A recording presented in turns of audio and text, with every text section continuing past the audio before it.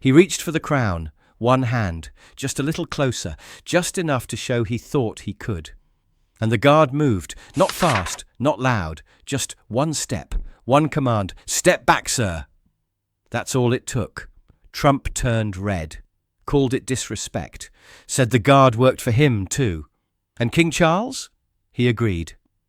Right there in Buckingham Palace's most sacred chamber, he relieved the guard of duty, in front of Queen Camilla, historians, and the crown itself. No press, no statement, just silence. But the next morning, a sealed envelope arrived, written in Queen Elizabeth's own hand, marked to be opened only in matters of honour and crown. And what happened when it was read aloud froze the entire royal household. Before we show you that moment, hit subscribe, turn on the bell, and drop a comment telling us what country you're watching from. Because what this guard protected wasn't just the crown, it was legacy. The air inside Buckingham Palace's sovereign's chamber was kept colder than the rest of the wing, not by design, but by history. Thick stone walls held a solemn sort of stillness, one that didn't tolerate casual noise or unchecked movement. Even the light felt ceremonial here, filtered through leaded glass, bouncing off velvet drapes and the deep brass gleam of crown display cases. No press, no tourists, no fanfare. It was early, not dawn, but the quiet hour just after, when cleaning staff disappeared and the palace reassembled itself for state. On this morning, the sovereign's chamber had been cleared and prepared for a private pre-coronation viewing. No more than 15 people were invited. Among them, King Charles III, Queen Camilla, a senior palace equerry, 2 historians from the Royal Collection Trust, and the visiting American delegation. At its centre stood Donald Trump, flanked by aides, adjusting the cuffs of his dark navy suit. His red tie, slightly loosened at the collar, caught the amber glint of the chandelier overhead. He was talking, loudly, asking questions, with the tone of someone used to being answered quickly. "And this is the real thing?" he asked, gesturing toward the centre display. "This is the one they use?" The crown of state rested beneath a temperature-controlled glass dome, set upon a velvet plinth framed by gold braid, jewels older than America, a symbol that didn't need to be explained to carry weight. One of the curators nodded politely. "Yes, sir. Used at every state opening of Parliament, and most recently during Her Majesty's funeral procession." Trump leaned in slightly, lips pursed. "Looks lighter than I expected. Bet you could hold it with one hand." The group gave a soft laugh. Camilla didn't. King Charles stood several paces behind, his hands clasped in front of him, his expression unreadable. Just behind the crown, in full ceremonial uniform, stood Staff Sergeant Arthur Whitlock of the Coldstream Guards, mid-30s, clean-shaven, light-skinned, with a square jaw, immovable posture, and eyes that scanned without moving his head. His tall black bearskin hat rose like a sentinel column above the marble. White gloves, red tunic, brass buttons aligned to perfection. A single light blue ribbon on his chest hinted at a history no one in the room knew how to ask about. He didn't speak. He didn't move, but everyone knew the line of polished brass that arced across the floor was not decorative. It was the perimeter. The crown was not to be approached, touched, or posed with. Not by diplomats, not by royals, not by kings even, without cause. Sergeant Whitlock's boots stood directly behind the line. He had been briefed twice, cleared thrice, and posted at that exact angle. This was not for ceremony. This was protection, ritual, yes, but enforced with history. And behind that line, he was more than a symbol. He was the last threshold between power and something older, and someone was about to cross it. Trump took one slow step forward, hands in his pockets, surveying the crown beneath the glass like a man inspecting a real estate model. "So no one touches it?" he asked, not to anyone in particular. The curator smiled thinly. "It's been handled by gloved experts only, sir, each time logged and cleared through the Royal Collection registrar." Trump raised his brows. "Well, Back home, I held the Declaration of Independence once, in my hand, real thing. Camilla blinked, clearly unsure if that was a joke. King Charles said nothing. Trump pointed toward the crown. So if I just stood beside it, no touching, just a photo, would that be all right? The palace equerry stepped forward. Sir, this space is governed by a long-standing protocol. The brass floor line is a ceremonial and legal boundary. Guests are asked not to cross. Asked, Trump repeated, nodding slowly, but not ordered. He gave a faint chuckle. Then, without further warning, stepped across the line. The air changed instantly. It wasn't loud. No alarm, no voice. Just the sudden intake of breath from 3 different aides, and the stiffening of the curator's shoulders. Even the room's acoustics seemed to retreat into themselves. Trump leaned in toward the display, bent slightly at the waist, and extended one hand, just enough to suggest he might lift the glass dome. Let me just get a quick shot. Won't even touch it. And that's when Sergeant Whitlock moved. Not quickly, not threateningly, just forward, precisely 1 step, as trained. Right boot across the brass line, white-gloved hand raised between the crown and Trump's outstretched arm. His voice, when it came, was low and steady. Step back, sir. 3 words. Flat, controlled, unmistakable. Trump froze. So did everyone else. The curator's clipboard dipped slightly. A historian lowered his gaze. Queen Camilla shifted in her heels. King Charles did not move, but his eyes, sharp as polished coin, locked onto Whitlock. Trump stared at the guard like he hadn't heard him right. Excuse me? Whitlock didn't repeat himself. He didn't have to. He simply held position. Palm raised, feet square, spine aligned, like the statues that lined the palace courtyard. The red of his tunic caught the light. The gold trim glinted against the glass. And in that moment, the only sound in the room was the faint tick of the chamber's vintage regulator clock, counting down the seconds between mistake and memory. Trump slowly pulled his hand back, not in retreat, but in offence, as if insulted. As if the act of being corrected, especially by someone in uniform, was the greater crime. He stepped away from the glass, across the line again, back onto safe ground. But the offence had already landed, and the room, for all its ceremony and silence, was about to break its own rules. Trump turned fully now, jaw tight, eyes fixed on Sergeant Whitlock, as if trying to measure what exactly had just happened, and who had dared to do it. You don't touch the guests, Trump said, loudly enough that his voice bounced slightly off the marble. I don't know how you do things over here, but in our world, you don't lay hands on heads of state. Whitlock didn't move. His gloved hand had already returned to his side. He hadn't touched anyone. He didn't need to explain that. His stillness was explanation enough. King Charles cleared his throat, stepping forward half a pace. His voice, when it came, was composed but gentle. Sergeant Whitlock enforces the ceremonial boundaries of this chamber. It's not personal, it's protocol. Trump didn't look at him. No, he said, louder now, sweeping his hand toward the guard. That's not protocol. That's disrespect to an ally, to someone invited into your palace to support your ceremony. He just humiliated me in front of your staff. Camilla tensed beside the king. Aides glanced at one another but said nothing. The curator had backed nearly to the wall, clutching her tablet with both hands. The room had shifted, no longer regal, no longer curious, now tight, heavy. Trump turned toward the king, stepping closer. Let me say this plainly. If that's how your men treat a former president of the United States, then maybe you don't deserve our protection. You know how much we've done for your monarchy over the years? We guard you across oceans. We house your planes. You think this man speaks for your crown? Then maybe it's time for the crown to choose. A long pause.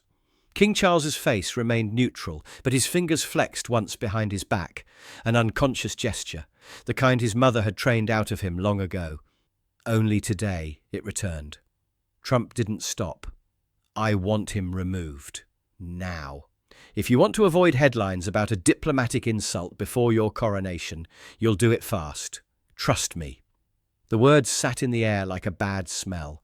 The king glanced once, just once, at his private secretary. No words spoken, no nod exchanged, but the message was clear. The same man who had stood watch over his mother's funeral, who had served under the crown without uttering more than 2 sentences in public, was to be dismissed. King Charles looked toward Whitlock. His voice was quieter this time. "Sergeant Whitlock, you are relieved of duty." A beat of absolute silence. Then Whitlock moved. He didn't hesitate. He didn't protest. He stepped back 1 pace, then turned in place with the mechanical precision of ceremonial drill. His boots clicked sharply on the stone. He gave a single sharp nod, neither defiant nor subservient, and walked down the red carpet toward the east door. Not a single member of the household staff looked him in the eye. Only one figure watched him go. Prince William, standing just beyond the entryway arch, arms crossed, expression unreadable. And as the great doors closed behind the guard, it felt, for a moment, like something sacred had left the room with him. The corridors behind the sovereign's chamber were quieter than usual. No footmen, no passing staff. Just the echo of Arthur Whitlock's boots against polished stone as he walked the long red path alone. He didn't look back. His gloved hands remained at his sides, his spine as straight as when he'd first sworn the oath of allegiance 15 years ago. But something had shifted inside, subtle, silent, the way glass bends before it breaks. Not anger, not humiliation. Just a tightening of something he'd carried too long, the belief that duty was always recognized by those who wore the crown. He turned sharply at the West Wing junction and passed through the minor hall toward the courtyard. 2 beefeaters stood beneath the archway, speaking in low tones. When they saw him, both went silent. One nodded, barely, almost imperceptibly. The other looked down. He crossed into the open air. Wellington Barracks sat half a mile from the palace, but Whitlock had memorized the route long ago. Every cobblestone, every gutter, every lamp post that flickered longer than it should. Rain hadn't started yet, but the sky was heavy and grey. London had that particular quiet that only came after something formal had gone wrong. No transport was sent for him. No one offered. Guards didn't resign with ceremony. They exited the same way they entered, under their own weight. By the time he stepped through the iron gate into the barracks yard, the shift rotation was underway. Uniforms moved in pairs, boots struck pavement in time, rifle inspections underway at the east corner. But as Whitlock entered the mess corridor, conversation dulled. It wasn't abrupt, just a soft fade like a record turned down mid-song. Inside the locker room, the fluorescent lights buzzed faintly overhead. Whitlock moved to his designated cubby, undid the brass latch, and opened the door. His tunic hung folded on its internal hanger. His backup gloves sat beside his campaign medals, neatly pinned to their velvet backing plate. There were no personal items, no photos, just routine. He began unfastening his jacket with the same precision he used when dressing, each button undone in silence, each motion measured. He removed the hat last, ran one hand once across his hair, then reached for the envelope that had been taped to the inside wall of the locker. Parchment, unadorned. Printed in black ink. The signature was stamped, Office of the Private Secretary to His Majesty the King. Effective immediately, Sergeant Arthur Whitlock was to be removed from his post, stripped of ceremonial rotation, and reassigned to internal duties until further notice. No appeal, no review, no mention of cause. He read it once, then folded it twice and slid it into the interior pocket of his coat. He sat for a moment on the bench beside the lockers, eyes on the floor. No one came in. No one needed to. Every guard knew what silence meant. The Oak Room had once been a drawing room, back when drawing rooms were allowed to hold secrets. Now, it served a different purpose. Not officially. It wasn't on any royal schedule or blueprint, but whenever something needed to be handled discreetly, away from formal chambers or press offices, this is where the Crown convened.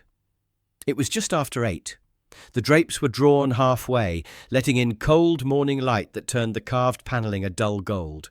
The fireplace remained unlit. No one sat for long in this room. You were called here for a reason, and rarely for joy.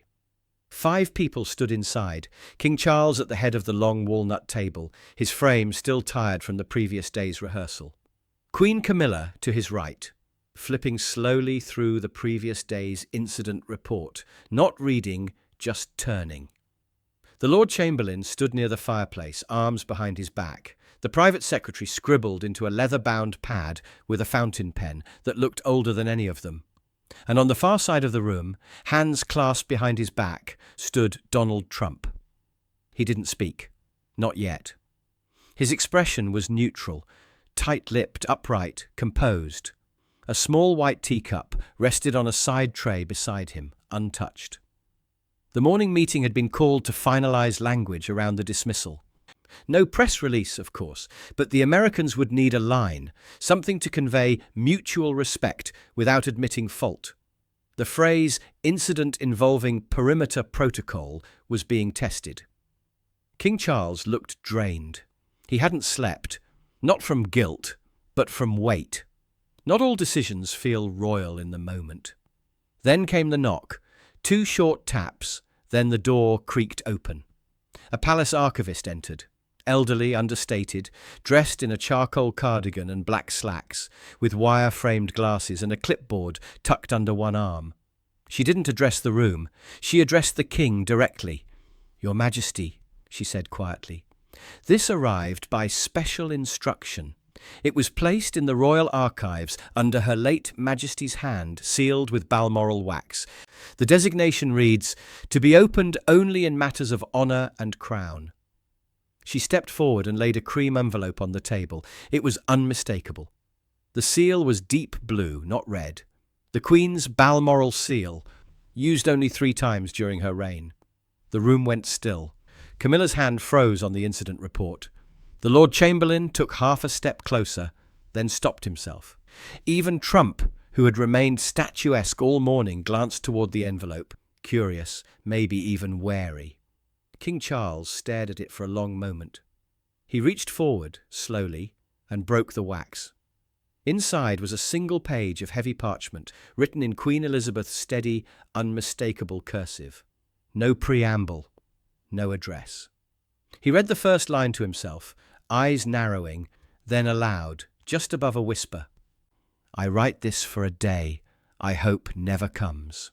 "I write this for a day I hope never comes," the king read, his voice soft but distinct. "But I suspect will." No one moved. The letter felt older than it looked. The ink, though firm, had softened just slightly at the edges. Like it had been sealed in anticipation of tension, no one dared speak aloud. Queen Elizabeth II's handwriting was unmistakable, neat, angled forward, always deliberate. Charles cleared his throat gently and continued. "There may come a moment when ceremony is challenged by presence, not by conflict, not by war, but by pride." He paused, looked up at no one in particular, then back to the letter. "In that moment," he read, "you may find that those who carry titles believe they carry the right to test the thresholds that guard the crown. They may not realize it. Pride is often subtle, but it is persistent and dangerous." The silence deepened. No one scribbled. No one touched their tea. Charles inhaled. "You will know that moment," he read, "by one unmistakable sign, when the silence of the guard outweighs the voice of the guest. That is when tradition must speak, not through punishment or spectacle, but through memory." He looked up again, this time toward the Lord Chamberlain. The older man gave a nearly imperceptible nod. Then Charles continued, "I ask, should that moment arrive, that you look not to the loudest in the room, but to the stillest, and that you remember one name, for he has already stood where few have." He swallowed. "Sergeant Arthur Whitlock." The name echoed. Even Trump shifted slightly at the mention. Camilla blinked once, nothing more. Charles went on. "On the night of my final hospital stay, when I was confined for observation following a minor episode, Sergeant Whitlock stood guard outside my room from midnight to dawn. No camera, no press. He was not assigned. He was not ordered, he simply came. And he stayed, without break, without sleep, without even allowing the nurse to offer him tea. Charles's voice softened, almost cracked. He stood the way the monarchy stands, not because someone was watching, but because no one was. A long pause. The private secretary's pen was still now, forgotten in hand. Charles cleared his throat once more, then continued. If ever the crown finds itself wavering between diplomacy and duty, I ask this. Stand with the quiet one. The final line was written in a different ink, darker, almost black, likely added later. Charles read it slowly, reverently.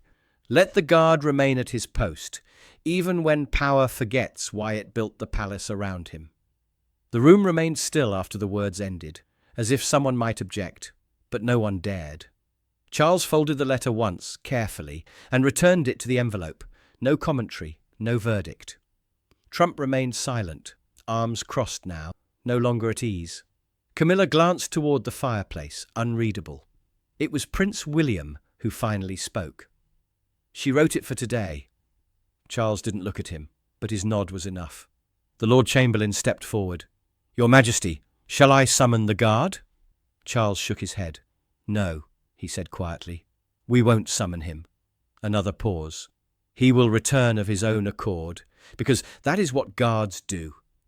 The teacup on the silver tray still hadn't been touched, and no one remembered placing it there in the first place. No one spoke. The letter sat on the table like a weight, small, square, utterly silent, but it pressed down on the room more than any speech ever could. Its words hadn't accused. They hadn't condemned. They had simply remembered, and in doing so, they'd drawn a line no one had expected to face. Donald Trump shifted in his stance. His shoulders squared again, arms folded, the faintest hint of a frown forming at the corners of his mouth. But he said nothing. There was nothing to say that wouldn't echo too loud, in a room where the late Queen's voice still lingered. Queen Camilla tilted her head slightly and looked toward the window, her gaze drifting past the drawn curtain. Her hand hovered over the incident report for a moment longer, then moved away from it altogether. The paper remained open but untouched. King Charles had not moved since folding the letter, but his jaw had set in a way that those closest to him recognized, not defiance but decision. A slow, heavy realization that a mistake had been made and not in the room, in himself. He reached for a glass of water that he hadn't touched since sitting down, took a single sip, then placed it back down precisely. The private secretary, normally the first to interject with clarification or strategy, said nothing. His pen rested sideways across his notebook. No lines drawn, no policies drafted, just ink that would wait until the Crown knew what it wanted to write. It was Prince William who finally broke the stillness. His voice came low but confident. He upheld the line, that's the job. That's all he did. Charles looked at him, really looked, as if seeing the full weight of that truth out loud for the first time. Camilla shifted again, but remained silent.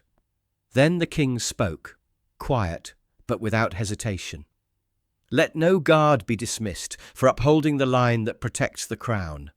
He looked again to the envelope, not with grief, but with gravity. For it is they who make monarchy possible. That was it. No royal decree, no formal vote. But the matter was no longer open. In that silence, something subtle returned to the room. Not control, not order, but the spine of tradition. The sense that even amid pride, the crown could correct itself, quietly, without applause, without anyone needing to say they were wrong. King Charles didn't raise his voice. He didn't stand, didn't gesture. He simply looked toward his private secretary, who was already rising from his chair. Arthur Whitlock is to be reinstated, the king said, effective immediately. Full ceremonial post, rank advanced. No one replied. No one questioned. The order didn't require confirmation. It carried something heavier than command. It carried clarity. The private secretary turned and exited, without another word, shoes tapping softly against the stone hallway. He knew precisely where to go. Wellington Barracks wouldn't be expecting him, but neither would they question why he'd come. Trump shifted, just slightly. His arms were still crossed, but his weight leaned back now, one foot moving half a pace behind the other. He opened his mouth to speak, perhaps to reassert something, or frame his earlier reaction, but Charles cut the moment off with a single unforced line. "The crown," he said quietly, "is not held by those who reach for it." Trump's lips closed again. His jaw tightened, but his words never formed. The Lord Chamberlain nodded once toward the king, a ceremonial acknowledgement that tradition had been preserved without spectacle. Camilla looked toward Charles, as if to say something, some soft reprieve, some shared moment of political unity, but his eyes were elsewhere now. Not dismissive, just resolved. His thoughts had moved on. Back to the letter. Back to the mother who had prepared for this moment long before any of them saw it coming. Prince William, still near the side of the room, stepped closer, but said nothing. The words had already been spoken, and none better could follow. Outside the Oak Room, footsteps echoed faintly. Staff resuming schedules, a security briefing unfolding at the East Corridor, silver trays being arranged for a reception that would now start 15 minutes late.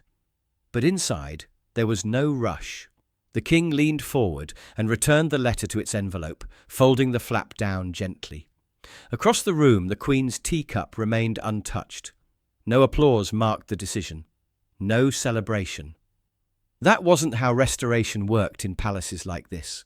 Instead, the room simply resumed its shape around the silence, like a painting repaired stroke by stroke, until the viewer forgets it was ever damaged. The king rose at last, slowly, his shoulders straighter than they'd been at any point since the rehearsal began. "This isn't about the guest," he said. "It never was." He turned to leave.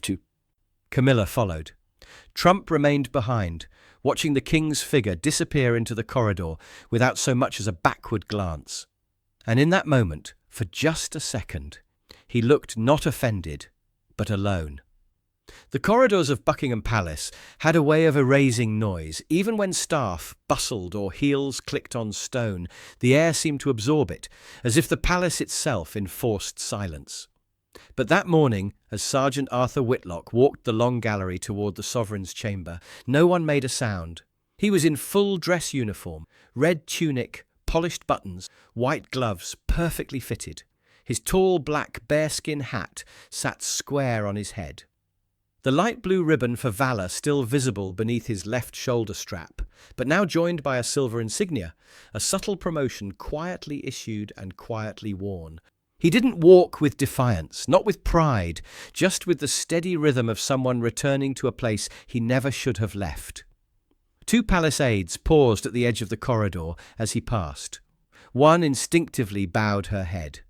The other stepped aside with almost military precision. Neither spoke. Farther along the inner gallery, a footman leaned discreetly against the wall, watching from beneath lowered lashes. A whisper of recognition passed between a pair of security officers stationed at the junction near the Queen's apartments. No salutes. But every posture straightened. He reached the outer doors of the sovereign's chamber just as they were being opened from within. King Charles stood alone inside. No staff, no aides, just the monarch facing the crown of state beneath its glass dome. He turned as Whitlock entered. Their eyes met. No ceremony followed, no reappointment, no formal declaration. Just the king's voice, calm and measured. "As my mother wished. Guard it well." Whitlock gave a single crisp nod. Then took 3 slow steps forward, stopping precisely at the edge of the brass floor line. The same line he had defended, the same line he had been dismissed for honouring. He turned to face the room, planted his boots, aligned his shoulders, and resumed watch. Behind him, King Charles remained still for a moment longer, then turned and exited without another word.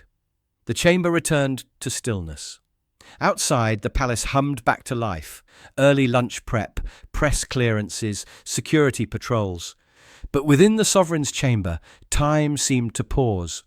The crown rested under glass, untouched. And beside it stood a single figure in scarlet and black. Posture perfect, gaze unmoving, as if nothing had ever interrupted his duty at all. He didn't glance at the door. He didn't blink for the first full minute. He simply stood as he always had, the last threshold between a symbol and those who would misunderstand it.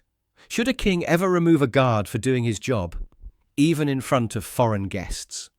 Or was Charles right to reverse his own command the moment his mother's voice returned to the room? Tell us in the comments. We read every single one.